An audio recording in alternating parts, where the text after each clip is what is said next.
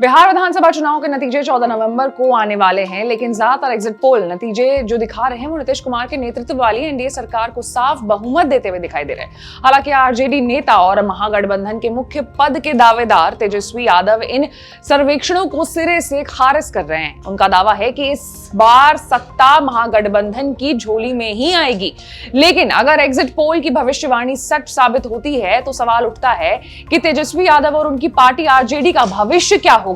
तेजस्वी यादव की राजनीतिक यात्रा अब तक संघर्ष और उतार चढ़ाव से भरी रही है। 2015 में वो पहली बार उप मुख्यमंत्री बने, लेकिन 2017 में महागठबंधन टूटने से सत्ता हाथ से उनके निकल गई।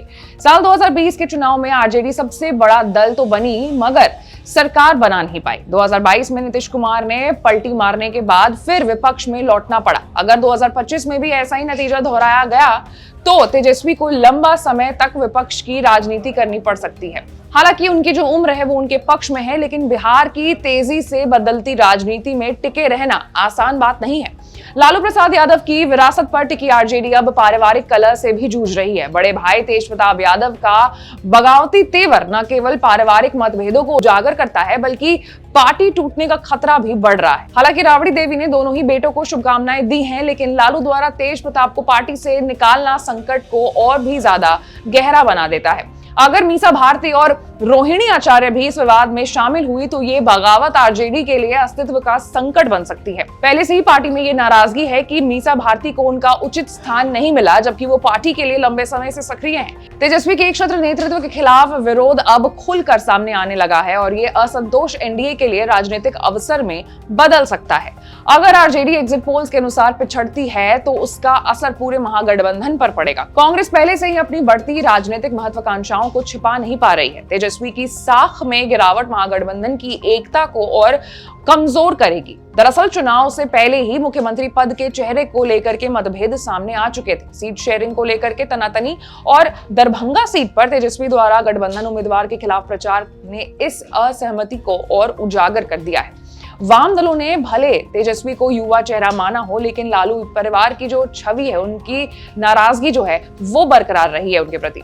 कांग्रेस की तरफ से भी शुरुआती दौर में संकेत मिले थे कि वो बिहार में अकेले चुनाव लड़ सकती है। सीट बंटवारे के दौरान कांग्रेस नेताओं ने तेजस्वी को सीएम चेहरा घोषित करने में जो हिचक दिखाई, उससे गठबंधन की एकजुटता पर सवाल खड़े हुए। कांग्रेस के बड़े नेताओं जैसे मल्लिकार्जुन खड़गे और जयराम रमेश ने गारंटी मॉडल की बात की, जो आरजेडी के नौकरी देंगे एजेंडा की नकल जैसी है।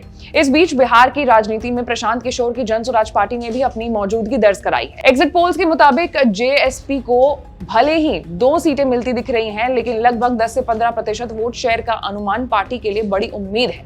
प्रशांत किशोर ने 3 सालों में 10,000 से ज्यादा पंचायतों का दौरा किया है और बदलाव का नारा दिया है।